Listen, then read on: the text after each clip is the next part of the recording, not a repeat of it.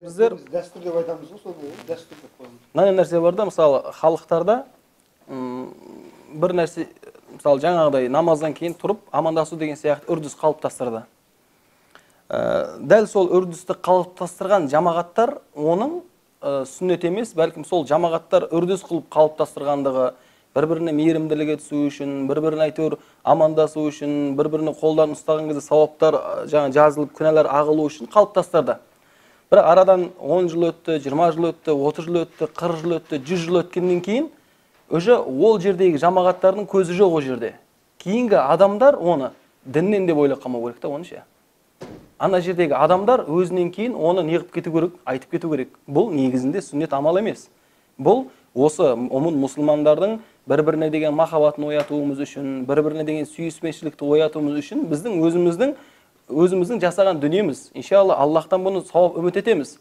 Бірақ ертең сендер бұны сүннет амал екен, осыны істемесеңдер болмайды, дұрыс емес. Не болмаса бір адам оны істемей кетіп жатса, оған бүйтіп түріңді өзгертіп қарап жүрмеңдер деген сияқты аманат ретінде тастап кету керек оны. Біздер ол керісінше де бұрынғы бар, оны сүннет деп ойлаған болуы да. Альхамдулилlah, өйткені қазір айтылып жатыр бұл нәрсе, айтылып жатыр. Айтылып жатыр.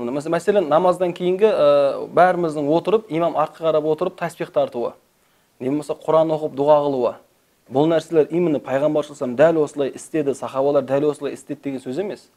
Бұның барлығы просто пайғамбар саллаллаху намаздан кейін аятыл курсин оқығаны бар, пайғамбар саллаллаху намаздан кейін тәсбих тартқаны бар, пайғамбар саллаллаху намаздан кейін дұға қылғандары бар, Құран оқудың жақсы амал екендігі бар, дұға қылудың жақсы амал екендігі бар. Осы нәрселерді, мәселен, халықтың арасында осы сүннеттерді тірілту үшін имамдар, ұстаздар жамағатты тоқтатып алып, қазір кеткенде не істейсіңдер сендер? Барасыңдар, біреуің ертең огородыңа кетесің, біреуің таксобайт етіп кетесің. Мына сүннет амал қалып кетіп жатыр ке, бірге мен сендердің естеріңе сап отырайын, сендер соны істеп отырыңдар деп бірге солай жасалған. Бірақ дәл сол көрініс ол бір пайғамбар саллаллаху сүннет деп қалдырылған дүние емес. Бірақ істеліп жатқан нәрселер сүннет, бірақ көрініс олай емес. Сол үшін жаңағыдай кей кезде кейбір ғұламалар айтады, кей кезде бұл нәрсені тәрк етіп тұру керек дейді. Чтобы адамдар бұны сүннет екенде ойлап қалмау үшін. Бізде мәселен ол нәрсені істемей қоятын болсаң, адамдар бүйтіп жаңағыдай көзін бала-бала қылып біртүрлі қарайды ғой мәселен. Бірақ дегенмен әлбетте ол да береке бар. Ол жерде сүннетті тірілту бар. Ол жерде бір керемет нәрсе бар. Бірақ олай жасалмағандығын біз білуіміз керек. Олай жасамаған. Одан кейін тағы да бір нәрсе бар. Мысалы, адамдардың арасында, жамағаттардың арасында сапарға шықса, сүннет оқымау керек деген бір сенім бар. Бұл қаяқтан келген сенім, қай кітаптан жазылып алынған бұл сүннет оқу керек емес деген дүние.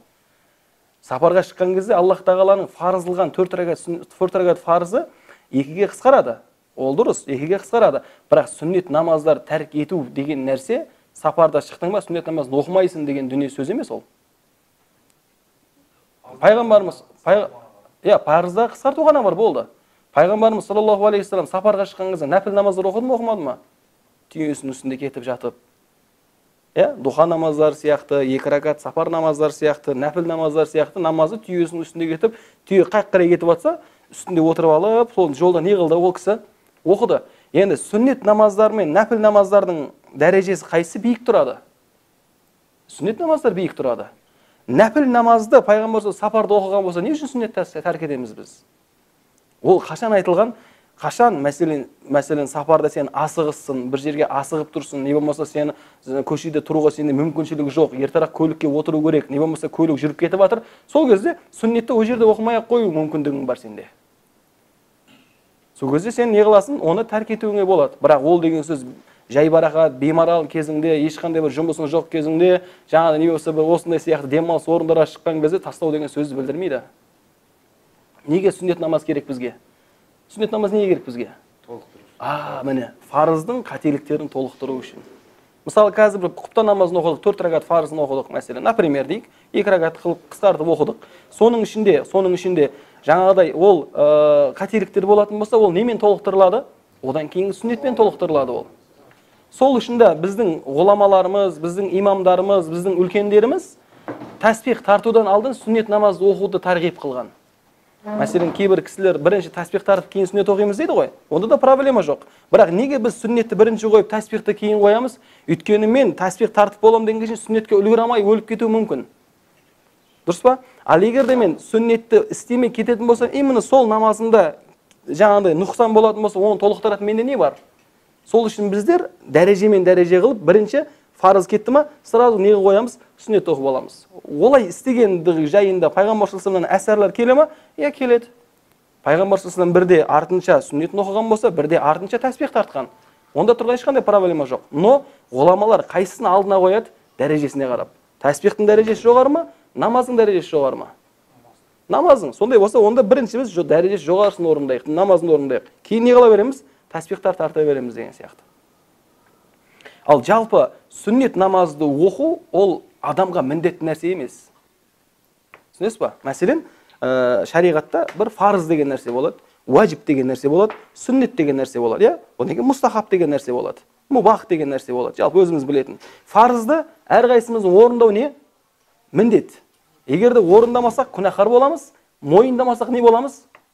Діннен шығамыз. Түсінікті ме? Фарызды орындамасақ, күнәһар боламыз, мойындамасақ, діннен шығамыз. Екінші не? Уәжіп бар. Уәжіпті орындамасақ, күнәһар боламыз, мойындамасақ, бірақ не қылмаймыз? Діннен шықпаймыз. Онда не боламыз? Күнәһар боламыз. Үшінші не бар? Сүннет бар. Орындамасақ та не қылмаймыз біз? Күнәһар болмаймыз. Мойындамасақ та оны не қылмаймыз? Күнәһар болмаймыз. Әлбетте, мойындамасақ дегенде пайғамбар бұны істемеген деп кемсітіп мойындамау емес. Яғни орындамасақ күнәһар болмаймыз. Бесін намазының алдыңғы 4 рәкат сүннеті мен кейінгі 2 рәкат сүннеті ол сіздің еркіңізге берілген дүние. Қаласаңыз орындаңыз, қаламасаңыз орындамаңыз. Бірақ орындасаңыз мынанша сауабы бар және пайғамбарымыздың шапағаты бар. Орындамасаңыз, тура фарыз бен уәжіпті орындамағаныңыз сияқты не болмайсыз? Күнәһар болмайсыз. Бірақ әлбетте, ол деген сөз, оның сүннеттің дәрежесін түсіріп тастау деген сөз емес. Сүннеттің дәрежесі оны тастау үшін емес, оны жақсылап ұстау үшін қойылған. Бізде бір амал бар ғой, мәселен, ол сүннет екен ғой дейді, қоя салады. Ғұламалар оның сүннет екендігін не үшін тапқан? Соған жабысу үшін тапқан. Оған істемей ақ қойса бола береді деген деу үшін емес, та. Бізде жаман әдет бар. Сүннет қой дей салады. Пайғамбарымыз саллаллаху алейхи вассалам жайында Аллах тағала Құран-ы Кәрімде «Ин кунтум тухиббуналлаха фаттабиуни юхиббукумуллах» деді ғой. «Қул ин кунтум тухиббуналлах» егерде сендер Аллах тағаланы жақсы көрем дейтін болсаңдар, фаттабиуни деп айтты Мұхаммед саллаллаху алейхи вассалам. Не деп айт? Менің жолыма ілесіңдер, менің істегенімді істеңдер деп айт дейді. Юхиббукумуллах, сонда Аллах сендерді жақсы көреді дейді. Ондай болса, Аллах тағаланың махаббатының дәлелі пайғамбарымыз саллаллаху алейхи вассаламның сүннеттерін тірілтумен болады. Аллах тағалаға деген махаббатымыз пайғамбарымыздың артынан жүруменен жүзеге асады. Менің мәселен өзімнің ата-анама деген махаббатым, жұбайыма деген махаббатым соларға жақсы жасаған мәмілеммен болады ғой. Сөзіммен, мәмілеммен, сыйлығыммен оған мен өзімнің ішіндегі махаббатымды білдіртемін. Енді менің Аллаға деген махаббатымды немен білдіремін мен? Пайғамбарымыз саллаллаху алейхи вассаламның жолына жабысумен білдіремін. Міне көрдіңіз ба? Яғни сүннет намаздарды орындау, пайғамбар саллаллаху алейхи вассалам сүннетін тірілту, бұл что менің жүрегімдегі Аллаға деген махаббаттың бар екендігін білдіреді. Ал сапарға шыққан кездегі сүннет намазды алып тастау деген сөз, ол бір жаңағыдай қысыл таяң кезде, асығыс кезде мейлі рұқсат деген сөз. Бірақ асылында сапарда боласыз ба, үйде боласыз ба, ол сіздің еркіңіздегі дүние. Оқысаңыз да, оқымасаңыз да не қыласыз? Өзіңіз білесіз. Оқымағаныңыз үшін күнә алмайсыз. Бірақ оқымағандығыңыз үшін пайғамбарымыз саллаллаху алейхи вассаламның жаңағы шапағатынан махрұм қалуыңыз мүмкін. Не болмаса Аллаға деген махаббатыңыздың төмен болуы мүмкін, пайғамбарымызға деген махаббатыңыздың төмен болуы мүмкіндігі бар да бұл. Сол үшін егерде мүмкіншілігіміз бар ма, сүннеттерді оқиық. Өйткені пайғамбар сүннеттен бөлек нелерді оқыған? Нәпілдерді оқыған. Осы нәрсеге мән беру керек. Өткенде бір кісілер ой сапарда Құдай тағала фарызды да қысқартқан ғой, онда сүннетті мүлде не керегі бар деген сияқты сөз айтады. Жоқ, ол фарыздың өзіне қатысты үкім, ол сүннетке қатысты үкім емес ол. Түркияда мен көп жүремін сапарда. Асада алдында 4 рәкат. Міне. Сүннет вот, қараңыз. Біздің сүннет намаздарымыз оларда қанша мазхаб бар? Иә, сүннет намаздарымыз екіге бөлінеді. Бекітілген сүннеттер бөлінеді. Бекітілмеген сүннет. Сүннет муаккада дейді, сүннеті ғойры муаккада дейді. Сүннет муаккада дегеніміз бамдаттан алдыңғы 2 рәкат сүннет, бесінен алдыңғы 4 рәкат, бесінен кейінгі 2 рәкат сүннет, шамнан кейінгі 2 рәкат сүннет, құптаннан кейінгі 2 рәкат сүннет. Бұл сүннет муаккада, бекітілген сүннет. Дәл осылардың ішінде бекітілмеген сүннеттер бар. Ол қандай? Асырдан алдыңғы 4 рәкат сүннет, құптаннан алдыңғы 4 рәкат сүннет, азан айтылып қоятын болса, шамнан алдыңғы 2 рәкат сүннет. Түсіндіңіз бе? Бұлар бекітілмеген сүннеттер. Ал мәселен айтылып болғаннан кейін ба? Күн батып кеткеннен кейін. Мысалы, шамнан алып намаз оқуға болмайды деп айтамыз ғой біз. Шамнан алып намаз оқымайды деген сөз, күн батпай тұрып намаз оқымайды деген сөз. Күн батып кетті ма? Мәселен, бір жамағаттар бір күн батқан екен, бір кішкене уақыт күтеді. Ол уақытта оқылған намазда проблема жоқ. Бірақ не үшін біз шамнан алдыңғы 2 рәкат сүннет оқылатын намазды оқымауға әдеттеніп кеткенбіз? Өйткені пайғамбарымыз шамның фарызын ерте оқуға бұйырған. Сол үшін ертерек оқып тастауға бұйырғандықтан тез-тез азан айтты ма, артынша не қамат айтылып оқылып кету керек болатын дүние болады ол. Бірақ күн батты, күн батқаннан кейін азан айтылды, уже сіз қалағаныңызша фарыз намазға әлі адамдар жиналып жатқан болса, мысалы дәретханада адам бар ма? Бар. Онда сіз намаз оқи берсеңіз, оның тұрған ешқандай әуестігі жоқ оны.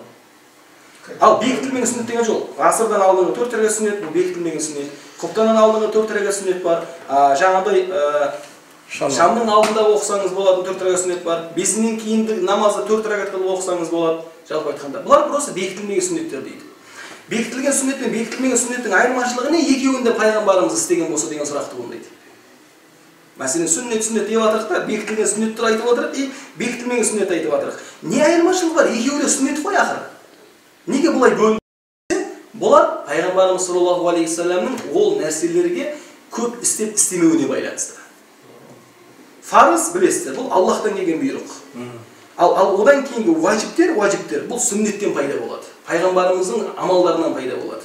Пайғамбарымыз саллаллаху өмір бойы тастамаған сүннет амалы болса, ол уажип деңгейге көтеріледі.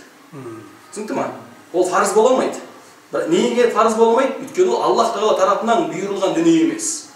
Пайғамбарымыздың өмірі тастамаған нәрсе неге көтеріледі? Уажиптікке көтеріледі. 100% бойы тастамаған нәрсе уажип болдық біз. Бұл уажип еще біздің мазхабта ғана бар. Басқа мазхабтар тек фарыз, сүннет бар болды. Фарызды уажип деп айтады олар. Ал одан кейінгі пайғамбарымыз саллаллаху алейхи вассалам 100% істеп жүргендерді, бірақ фарыз емес 100% істеп жүрген амалын уажипке көтердік біз. Бізде витр уажип намаз сияқты. Витр уажип бізде уажип намаз. Шафиилерде ол қандай намаз? Ол сүннет намаз. Витр уажип намаз, шафиилерде сүннет намаз. Ал бізде ол қандай намаз? Уажип намаз. Бұның уажип деген немен шығарамыз біз? Пайғамбарымыздың ешқашан тастамағандығы үшін біз оны уажипке көтереміз. Неге фарыз қыламаймыз? Өйткені ол 5 уақыт намаздың қатарында жоқ. Түсінікті ма? Одан кейін не келді? Сүннет муаккада келеді. Сүннет муаккада дегеніміз пайғамбарымыз саллаллаху алейхи вассаламның мәселен 100% өмірі болатын болса, 100% өмірінің 80%-ында істеген, 20%-ында тәрк еткен. Яғни өмірінің көп бөлігінде істеген, бірақ кей уақыттарда не болған ол тәрк етілген. Сол үшін ол ненің дәрежесіне көтере алмай қалған? Уажиптің дәрежесіне көтере алмай қалған. Бірақ сүннеті муаккада күйінше көп істелгендіктен бекітілген сүннет болып қалып кеткен. Одан кейін сүннет не ол? Сүннеті ғойр муаккада. Бұл бағана 80%-дан тағы пәске қарай 60-50%-ға түседі. Пайғамбар саллаллаху өмірінің көп мөлшерінде істемеген, бірақ кей уақытта не қылған? Істеген. Не болмаса сахабалармен істеңдер деп айтқан. Бұл уже не болды? Сүннеті ғойр муаккада болды. 50-60%. Енді одан төмені бар. Мустахаб деген. Пайғамбарымыз саллаллаху алейхи вассалам істеген оны да, не болмаса оған шақырған, не болмаса сахабалар істегеніне оларға рұқсат беріп үндемей отырған. Бірақ бұл мынау сүннеті ғойру муаккада сияқты көп орындалмаған. Ол мустахаб болып қалған. Ал ең түбі асыл, бүкіл нәрсенің ең түбі асылы келсек, ол мубах болады. Мубах деген, яғни қаласаң істейсің, қаламасаң істемейсің деген сияқты дүние болады. Осыған байланысты үкімдер қойылады. Міне соның фарызды кім орындамаса, күнәһар болады, мойындамаса діннен шығады. Уажипті кім орындамаса, күнәһар болады, мойындамаса діннен шықпайды. Ал сүннет муаккаданы кім орындамаса, ол күнәһар болмайды, мойындамаса да діннен шықпайды. Бірақ несі бар? Носы бар. Пайғамбарымыз саллаллаху алейхи вассалам сүннетін мойындамау деген ода қауіп қатері бар. Егер де оны әдейіге, сол кісінің сүннеті болғандығы үшін әдейіге мойындамайтын болса, Құдай сақтасын, автоматически діннен шығарады ол. Пайғамбар саллаллаху алейхи вассаламмен әзілдеп болмайды. Пайғамбар саллаллаху алейхи вассаламның сүннеттерімен әзілдесіп болмайды. Сол үшін біз ұмытпауымыз керек. Сақал қойған адамдар, не болса аяғын балағын қысқартқан адамдарға, анау келте балақтар, анау сапсиған сақалы барлар деген сияқты сөздерді айтуға болмайды. Өйткені ол да Пайғамбар саллаллаху алейхи вассалам несі ол? Сүннет амалы. Сен оны масқаралауың, Пайғамбар саллаллаху алейхи вассаламның сүннетін масқаралауыңмен тең болады. Тіл тигізге болмайды. Иә, дұрыс. Олардың бір кейбір бауырларымыздың сенімдеріне байланысты, әрекеттеріне байланысты бір оларға бір минустар айтатын шығармыз. Бірақ олардың жасап жатқан нәрселерінде түбі пайғамбаршылығының хадистерінде, негіздерінде бар ма? Сол нәрселерді айтып, олар жамандауымызға болмайды. Бізде анау екі топ бір-бірін жамандай бергеннен кейін жаңағыдай сондай болып кеткен де уже келте балақтар дейді мәселе. Олай болмайды. Олай болмайды. Осы нәрсеге мән беру керек болса, мәселен біздің мынау Пакистан, мысалы Қырғызстанға да бардыңыздар, мысалы Пакистан жақ бар, мынау Индия жақ, осы аймақтағы жаңағыдай ханафилердің бәрін балаға келтірді мысалы. Көрдіңіздер ме мәселен Қырғызстандағы жамағаттар, не болмаса Пакистанның жамағаттарын, Индияның жамағаттарын көбісінде балақтарында ондай бір ұзын балақ көрмейсің. Климатқа байланысты да. Ну, мен сөйтіп айтамын, бір жалпы айтқан кезде пайғамбар саллаллаху оны қысқартуға байланысты ол пайғамбардың хадисі бар оның. Бірақ аналар айтып жатқан сияқты қысқартпағандар тозаққа түсетін дүние емес та бұл ше. Бұл жерде проблема ол қысқартуында, қысқартпауында емес. Проблема қысқартқандар қысқартпағандарға сендер тозаққа түсесіңдер деген сөздері болды. Жарай ма? Сол сияқты пайғамбар фитна шығарып жіберді. Сол үшін пайғамбар саллаллаху алейхи ва саллям сүннеттеріне келген кезде біздер кішкене оған сақ болуымыз керек болады. Сосын жаңағы ғайып Маккадан мысалы үшін кейде орындап, кейде орындамайды ғой. Сүннет Маккада сияқты орындап жүреді болмайды негізі. Ол өзіңіздің еркіңіз, нәпіл ретінде болады. Нәпіл деген нәрсе ол сіздің қалауыңыз уже. Қалаған іште орындай бересіз. Әрдайым орындап жүреді ғой деймін. Бірақ мынандай, мәселен мен Түркияда сияқты әрдайым орындап жүремін де, орындамағандарды не қыламаймын? Айыптай алмаймын. Мысалы мен нәпіл ғибадат, мәселен понедельник, четверг күні ораза ұстау. Сүннет амал, нәпіл амал. Мен осыны әрдайым істеп жүрмін де, мына көкем оны не қылмайды? Істемейді. Сол себепті мен бұл кісіні не қыламаймын? Айыптауға хақым жоқ. Сүннет амалдарда адамдар бір-бірін айыптауға хақысы жоқ. Бірақ оған шақырады. Бауырым, сен амалдарды орындасаң, сауап аласың деп шақырылады. Бірақ неге сен орындамайсың? Пәленше орындамайды екен деп айтуға ешкім хақысы жоқ. Ал енді фарыз болса не қыламыз деп оны? Айта аламыз. Ал фарыздан кейін нәрселер өйтіп айтуға ешкім хақысы болмайды. Осы нәрсеге мән беру керек. Машалла. Сол жаңағыдай бір тоқталып кетсеңіз. Өзін көтере алмайтын сұрақтарды қою дұрыс екен. Осыны жақсылап толықтырып айтып кетсеңіз де.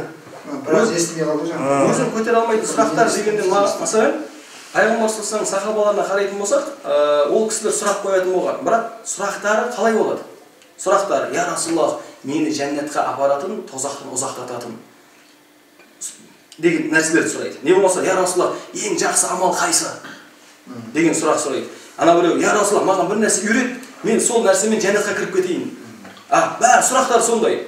Яғни шариғатта адам баласын Раббысына жақындататын, адам баласын тозақтан ұзақтататын, адам баласының пайдасы үшін болатын сұрақтар беймарал қойыла беріледі. Қандай сұрақтар қойылмайды? Не өмірге де пайдасы жоқ, не ақыретке де пайдасы жоқ сұрақтар қойылмайды. Мәселен кезінде Алла субхану тағала Бақара сүресі, Бақара деген сиыр деген сүре ғой мәселен. Сиыр дегеннің мән мағынасы не болады? Мұса алейхиссалам, мәселен Мұса алейхиссалам қауымына бір адамды өлтіріп қояды, оның кім екендігін білу үшін сол сиырдың етімен ұру керек болады. Аллах не деді? Олардың қауымына сиыр сойыңдар деді. Бол, олар барады да любой сиырды алып сойса бітетін еді, темаша. Бірақ олар не деді? Жоқ, сиыр қандай сиыр болсын, сары болсын, светі қандай болсын деді. Айтып ол светін айтты. Одан кейін ол қандай болсын, туған болсын ба, тумаған болсын ба, жұмыс істеген болсын ба, істемеген болсын ба деді. Осылайша олар не қылды? Пайғамбар айтқан нәрсесін сразу орындамастан үстіне не қоя бастады? Сұрақ қоя бастады. Үстіне сұрақ қоя бастады, ол кейін сұрақтан кейін ол неге айналып кетті жүр? Қиын бір дүниеге айналып кетті. Сөйтіп іздеп бір жерден әрең тапқан кезде оның егесі оны бәленбай алтынға сатты мысалы. Яғни өзін көтере алмайтын сұрақ қоя берме дегеннен мағына, яғни қиындатыла беретін, яғни бір нәрсе қайта сұралып саған қиындатыла беретін нәрселер жайында сұралма. Бірақ мынандай нәрсе бар да, мысалы біздің мойнымызда міндет болған, біз орындауымыз керек болған нәрселер бар. Мұсылмандар орындау керек болған нәрселер бар. Ол нәрселерді сұрамауы, ол нәрселерді істемеуін алып келмейді. Ол нәрселерді сұрамау. Мәселен, біреу айтуы мүмкін, ұстаз бір жаңағыдай отырыс болатын болса, сол отырыста әйелдермен бірге отырсақ бола ма? Мысалы, жолдас балалардың жиыны болады, класстастарының отырысы болады. болмаса жора жолдастардың несі болады, отырыстар бар. Сол отырыста еркектер мен әйелдер бір жерге отырып, жиналып отырсақ бола ма деген сұрақ. Шариғат оны құптамайды. Енді мәселе класстастар жиналды да қазір біз соны сұраймыз, сұрамаймыз деп ойлады. Қазір сұрасақ ол болмайды деп айтады. Одан гөрі сұрамай-ақ қояйық дейді. Енді одан гөрі сұрамай-ақ қояйық деген сөзі олардың бірге отыруына рұқсат бере ма? Бермейді. Олардың отыруына рұқсат бермейді. Рұқсат емес нәрсе. Өйткені анау, мәселен, рассрочка жайында. Мен қазір рассрочканы сұрасам маған болмайды деп қалса, маған аламай қалам. Одан гөрі сұрамайын да алып жүре берейін деген сияқты нәрсе. Енді сол алып жүре берсе, сұрамағандығы үшін, біреу оған болмады деп айтпағандығы үшін ол күнә алмай ма сонда? Күнә алмады ол. Біледі ол күнә екен. Енді адамдарда осындай бір не бар? Өзің көтере алмайтын нәрсені сұрамау керек деген сияқты нәрсені сөйтіп ойлайды. Яғни өзің көтере алмайтын нәрсені сұрамау керек деген нәрсені, яғни сенің өміріңді қиындататын, өмірің және ақыретіңе пайдасы жоқ болған нәрсені сұрама. Өзіңе қатысты болған нәрсені бірақ сұра. Өзіңе қатысты. Мәселен мен диханшымын да, өзіме қатысшы ұзақтағы бір мал шаруашылығында бір нәрсені сұрап отыру маған керек емес мысалы. Өйткені менің басымда ондай шаруа жоқ. Мысалы мен трактористпен мен барып айтишникке барып, айтидің ішіне бір нәрсені сұрап отыру маған керек емес. Өзіме қатысты жоқ өйткені. Маған өзіме қатысты болған нәрсені сұрауым керек. Бірақ өзіме қатысты болған нәрсені сұрамай қоюым, сол қатысты нәрселерді күнә қылып істеп жүре берудің рұқсатын береді деген сөз емес ол үшін. Иә. Одан кейін тағы адамдарда бір жаман нәрсе бар. Мәселен, менен келеді да, мына нәрсені сұрайды, мен дұрыс емес деймін. Ол не қылады енді? Басқа біреуді іздейді. Қашан соны дұрыс ау деген адамға шейін барады да, біреу соны дұрыс дейтін болса, міне, нағыз білімді дейді. Бұл нәпсі үшін дінін қолдану дейді бұны. Нәпсі үшін дінін пайдалану дейді ол. Сол үшін анадан бір сұрап, анадан бір сұрап, ақырында өзіне кішкене ұнайтын жағымды нәрсені біліп қалса, пәленше молда сөйтіп айтты, ол нағыз оқыған деп айтып шыға салады. Болмайды. Ана уахабис. Ана уахабис болып кетеді, мынау жаңа ғалым болып кетті, қарасаңызшы. Олай болмайды. Шариғат бағана айтқанымыздай, кез келген адам, мысалы, діннен хабары жоқ, білімнен хабары жоқ, отырып алып, ойланып алып, негізі бұл бұлай болған деп айта беруге құқысы жоқ. Неге? Мен қазір сөйлеп жатырмын ба? Мен Алланың дінінің атынан сөйлеп жатырмын. Ол деген сөз Алланың атынан сөйлеп жатырмын. Мен Алланың атынан бір нәрсені дұрыс емес айтатын болсам, қияметте Алла менің басын сипамайды ешқашан. Әшейін бір өзіміздің қарапайым, сіз бастықсыз, біз бастықсыз. Сіз қол астыңыздағы жаңа жәрдемшіңізге айттыңыз. Барда халыққа барып, мына нәрсені айт дедіңіз. Ол барда сіздің айтқаныңыз мүлде быт-шытын шығарып айтты. Молодец, саған айлығыңа бонус қосып беремін деп айлық қосасыз ба, жұмыстан қуып жібересіз ба? Жұмыстан қуып жібересіз. Дәл сол сияқты Аллах шариғатын түсірді, пайғамбар арқылы жеткізді, бізге жүктелді, енді біз оны жеткізуіміз керек. Яғни оны біз бұрмалап әртүрлі қылып жеткізетін болсақ, ертең қияметте Алла бізден молодец деп айтпайды бізге. Ана кешегі сабақта айтылды ғой осы нәрсе. Пайғамбарымыз саллаллаху алейхи вассалам жаңағыдай Абу Зар радиаллаху анхуға діннің біраз бөлшектерін үйретіп болғаннан кейін бүкіл діннің бәрін қамтып тұратын нәрсе жайында айтайын ба дейді. Не десе, мына тіліңе сақ бол дейді. Тіліңе сақ. Бәріңіз білеміз бұл хадисті. Сонда Абу Зар радиаллаху анху, я Расулаллах дейді, не біз адам баласы тілі үшін де тозаққа түсе ма не дейді. Сонда пайғамбар не дейді? Анаң сені жоғалтқыр, Абу Зар, яғни арабтардың сөзі сондай, яғни анаң сені жоғалтқыр, Абу Зар, сен білмейсің ба, адамдардың бетімен сүйреліп, жаңағыдай масқараланып, тозаққа сүйреп барып түсуіне себепші болатын ең көп нәрсе олардың тілдері екенін білмейсің ба дейді. Тіпті пайғамбар саллаллаху алейхи вассаламның өзіне кез келген нәрсені айта беруге Аллах достық берген жоқ қой. Пайғамбар саллаллаху алейхи вассаламның өзіне пайғамбар саллаллаху бір нәрсе сұралса, ол күтетін, нені күтетін? Аллахтан хабарды күтетін, айтатын. Егер де өзі білмейтін нәрсе болатын болса, пайғамбар саллаллаху алейхи вассалам мен білмеймін деп Аллахтан күтетін оның жауабын. Мәселен, Айша анамызға жала жабылды. Зына қылды деп жала жабылды. Пайғамбар бірден үкім шығарды ма? Жоқ, пайғамбар Айшаға сенбеді ма? Айшаға сенді ол. Айшаның пәнге екендігін білді. Және де Айшаға бірден үкім шығарған жоқ. Мен Айшаға сендімеген, бұл менің әйелім, сендер менің әйеліме неге әңгіме айтасыңдар деп оның жағын алып кеткен де жоқ. Не болмаса оны қаралаған да жоқ. Сен неғып бүйттің деп. Нені күтті? Аллахтан Айшаны пәктеуді күтті. Аллах Айша радиаллаху анханың соңында не қылды? Пәктеп шығарды. Өмірінің соңына шейін Айша радиаллаху анха сол аятпен жаңағыдай ифтихар, сол аятпен мақтаныш қылып өмір сүрді мысалы. Пайғамбарымыздың өзі істерде Аллахтан рұқсат келмейінше үндемейтін. Ал бізде қазір адамдар қандай? Дін жайында айтатын болсаң, отырып алып, әңгіменің бәрін жібереді. Бағана айтқанымыздай, стоматологында дінді айта береді, травматологында дінді айта береді, невропатологында дінді. Әсіресе қазіргі кезде әншілердің дін жайында айтатын әңгімелері, не болмаса бір не дейді андай, блогерлердің дін жайында айтатын әңгімелері, кейбір психологтардың дін жайында айтатын әңгімелері, олардың айтатын нәрсесі емес ол. Аллахтың діні, Аллахтың дінін білмеген, үйренбеген адамдарға айтатын нәрсе емес ол. Ол ойын емес ол. Көрген ойындар осылар бәрі. Өкінішке орай қазіргі таңда ауызы қисық болса да байдың бала сөйлесін деп, сондай адамдардың арасында дүние жағынан, атақ жағынан, абырой жағынан адамдардың артынан солар не айтса, соның сөзі о молодец деген құптаулар кетеді. Ол дінге емес ол. Ол дінге емес ол. Соған сақ болуымыз керек. Қандай Тәубе сүресінің 23-ші аятын соны айтып бере аласыз ба? Бағана айтқанымыз ғой, я аyyuhallazina amanu la tattakhidhu aba'akum wa ikhwanakum awliya'a in istahabbu al-kufra 'ala al-iman wa man yatawallahum minkum fa ulaika humul zalimun. Bu humul musulmан, ya ayyuhallazina amanu, ya Аллаға иман келтіргендер, аталарыңды және туған туысқандарыңды, яғни ана, әке, шеше, бауырларыңды, егер де олар күфірді иманнан артық көріп жатса, дүниені Алланың разылығынан артық көріп жатса, шайтанның жолын Аллахтың жолынан артық көріп жатса, оларға ілеспеңдер дейді. Ол не дейді? Бұл деген сөз, оларға қарсы шығып соғысылар деген сөз емес. Айтқан істемеңдер. Мәселен, мен үйде отырмын. Әкем маған айтты, арақ сатып әпер маған деді. Маған арақ сатып әпер деді. Мен сатып әперуім керек па? Мен сатып әпермеймін. Сатып әпермегендің үшін мені ұрды, маған әңгіме айтты. Сен ақсың деді. Арақ сатып әпермегендің үшін маған сен ақсың деді. Әкемнің ағы өтпейді ол жерде. Әке шешенің ағы Аллахтың харам қылған нәрсесінде өтпейді.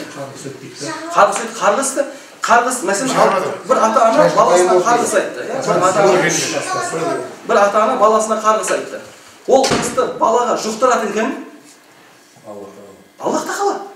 Яғни қарғыстың орындалуын кім орындайды? Аллах тағала. Енді бір ата-ана баласына Аллахтың бұйырғанына қарсы шығып қарғыс айтты. Аллах тағала ол қарғысты орындамайды. Пайғамбарымыздың хадисі бар ғой, кім кімді лағынет десе, егер де ол сол лағынетке лайық болмаса, ол лағынет келіп өзіне келеді деді. Бұл жерде сонда, яғни әке шешеміз, туған туысқандарымыз, бауырларымыз бізді Аллаға қарсы шарлай ма, онда ол нәрсеге бізде итағат болмайды. Ұстаз, енді мысалы бала шағаңды, мысалы, балаңды қарғап қойдың, ашулап, мысалы, деге істемегенді. Соны қалай қайтаруға болады енді? Тәубе қыласыз, Алла, мен осындай баламды қарғап қойған едім, Алла өзің ол қарғыстан сақта, мен тәубе қылдым деп, Аллахтан кешірім сұрайсыз, болды. Жаңа сіздің мәселеңізде шәке-шәке, мен классик дос болғаннан кейін куә болдым да. Туысқандары өткен әкесі дүниеге өткен екен. Әкесі сол өте шағында бір жаңа айтқан тура 100 грамм әкеп бер деген ғой енді. Ол айтқанда бір сөзіммен айтқан дейді, өлсеңде достойно өлсе деген енді. Мынаны ішіп өлгенше достойно өлсе деп айтқаным бар еді, соны туысқандар естіп қалған да. Сөйтіп кешеде разы болып отыр, үйіне барып қалсам. Әкесінің бауырлары айтады, сенің әкең саған риза болмай кетті деп отыр. Оның ризалығы жүрмейді ол. Жүрмейді, негізі ғана байқысы уайымдап жылап жатыр да енді.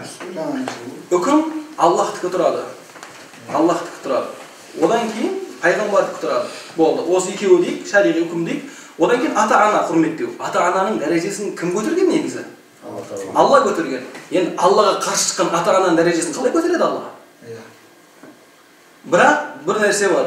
Ол жердегі айтқан балаңыздың да несі бар, қателігі бар. Не? Мәселен, кім? Ибрахим алейхиссалам. Ибрахим алейхиссаламның әкесі Азар. Не болды ол? Мушрик болды. Еще мушрик қана болып қойға алмады. Ол адамдар сиынатын бұт жасайтын қолымен. Адамдар сиынатын бұт жасайтын. Адамдар соған шақыратын бұт жасап, Құдай жасап беретін қолдарымен. Сол Ибрахим алейхиссаламның оқиғасын не үшін Аллах тағала Құранға келтірді? Қиямет қайымға шейін әкесі діннен бездіретін адамдардың балдары әкесіне қалай мәміле жасауын көрсету үшін. Әкесі дінсіз болған, әкесі харамға шақыратын отбасының бала шағасы әкесіне қандай мәміле жасау керек екендігін көрсету үшін Аллах тағала Ибрахимнің дәл сол оқиғасын Құранда не қылды? Келтірді. Ибрахим алейхиссалам әкесіне ауыр сөз айтып, сен анаусың, сен мүшриксің, сен қоро, сен кет деп айтты ма? Жоқ. Я әбәти деп сөйледі. Әкешім. Я әби деп сөйлеген жоқ. Я әбәти деп сөйледі. Араб тіл грамматикасында әбун деген сөз бар, әке. Әби деген сөз бар, менің әкем. Әбәти деген әкешім, алтыным деген мағынаны білдіреді. Ибрахим алейхиссалам өзінің мүшрик болған ата-анасына, өзінің мүшрик болған әкесіне, әкешім, алтыным, сен олай жасамасай деп жылы сөз сөйледі. Ал жаңағы жердегі баланың айтқан ауыр сөзі, ол үші мына жақта туысқандардың жүрегіне тиіп қалды үші. Бала әдемі сөз, мысалы, уағыз насихат жеткізудің несі бар? Услубы бар. Мәселен, біреуге уағыз айтатын болсаңыз, сіз ана уағызыңызды жаңа дөрекі айға шумен жеткізетін болсаңыз, сіз қандай әдемі нәрсе жеткізсеңіз де, бәрі адамдар оны не қылып қабылдайды? Жаман деп қабылдайды. Сол үшін адам оны не істеу керек еді? Әдемі жеткізу керек еді. Мысалы қараңыз, пайғамбарлардың оқиғасында Муса алейхиссалам мен Харун алейхиссалам. Муса алейхиссалам мен Харун алейхиссаламды Аллах кімге жіберді? Фирауынға жіберді. Фирауын кім ол? Фирауын жерде өзін Құдай санаған адам. Иблистен дәрежесі төмен оның. Иблис өзін Құдай дей алмайды, оның дәті бармайды Құдаймын деуге. Былай айтқанда доғы жетпейді Құдаймын деуге. Өйткені ол біледі Құдайдың қандай зат екендігін. Ал Фирауын не істеген? Мен Құдаймын деген. Жерде Иблистен де артық күнә істеген, кәпірден, мысалы, бір адам кәпір болуы мүмкін да. Кәпір болуы мүмкін, бірақ өзін Құдаймын демеуі мүмкін да. Бірақ кәпір ол. Құдайды менсінбейді, Құдайды мойындамайды, бірақ өзі кәпір. Ал анау кім? Фирауын. Ол кәпірден де төмен болды, оның дәрежесі. Біріншіден өзі кәпір болды, екіншіден өзін кім санап отыр? Құдай санап отыр. Былай айтқан кезде күнәнің одан асқан күнә жоқ деп айтқан, одан асқан күнә жоқ. Күнә істеп жатса, Аллах Тағала Муса алейхиссалам, Харун алейхиссаламды Фирауынға жіберген кезде не деп айтты? Қула лаху қаулан лайинан лааллаху ятазаккар ау яхша деді. Қула лаху қаулан лайинан. Ей Муса, ей Харун, анау Фирауынға барып жылы сөз сөйлеңдер деді. Лайин сөз сөйлеңдер. Лайин деген сөз жұмсақ, әдемі, дұрыстап жеткізіңдер деді. Бұл өмірде ең күнәнің ұшын істеп жатқан адамға пайғамбар Муса сияқты, Калимулла, Муса сияқты ұлы пайғамбарына сен барып, анауған барып, жылы сөз сөйле деп атқан болса, онда анау әкесіне олай сөйлемеу керек еді. Ол әкесіне оны басқаша жеткізу керек еді. Жалпы айтқан кезде бұл жерде неден андай, мысалы мен дінді ұстанам деген сөз, ол кез келген, болмай, анау деп жеткізу деген сөз емес. Бізде намазхандардың ең үлкен проблемаларының бірі, адамдар намазхандардан безіп кетуіне апаратын нәрсенің бірі осы құлықтың жоқ болуы. Кеше хадисте оқыдық қой, жәннатқа ең көп жетелейтін амал не деп сұраған кезде, пайғамбарымыз не деді? Аллаға тақуалық қылу мен хуснул хулуқ деді. Жәннатқа ең жетелейтін нәрсе ол не екен? Тақуалық қылу мен хуснул хулуқ деді. Пайғамбарымыз саллаллаху алейхи вассалам мүшриктермен де уағыз жасады, кәпірлермен де уағыз жасады, өзге дін өкілдерімен де уағыз жасады, мұсылмандармен де уағыз жасады. Бірақ уағыздарында, сен құры, сен кеттің, біттің, сен тозағисың, ары кет, жоғал деген сөздер істетті ма? Істеткен жоқ. Ал біз кімнің үмметіміз? Біреулер айтады, анау Нух алейхиссалам қауымына солай дұға қылған екен, қарғыс дұғасын, жоқ болып кетті деген дұғасын. Бірақ біз Мұхаммед саллаллаху алейхи вассалам үмметіміз. Пайғамбар саллаллаху алейхи вассалам Таифта өзі болса да қауым жоқ болып кетті дұға қылған жоқ та. Бұл жерде намазхан адам, мұсылман адам уағыз насихат жеткізіп жатқан кезде дұрыс жол таңдай алмаса, сол дұрыс жол таңдамауының нәтижесінде дінге сөз келетін болса, ол жауап береді. Оған да мән береді. Сөйлемей болса ол керек. Сол үшін пайғамбар саллаллаху алейхи вассалам "Мен кана юъмину биллахи вал яумил ахир фальяқул хайран ау лиясмут" деген. Кім Алла және ақирет иман келтірсе, дұрыс сөз сөйлесін деген. Дұрыс сөз сөйлеу деген не ол? Хақты сөйлесін, дұрыстап жеткізсін, дұрыс айтсын, өтірік айтпасын деген сөз. Айта алмай ма олай? Сөйлеме.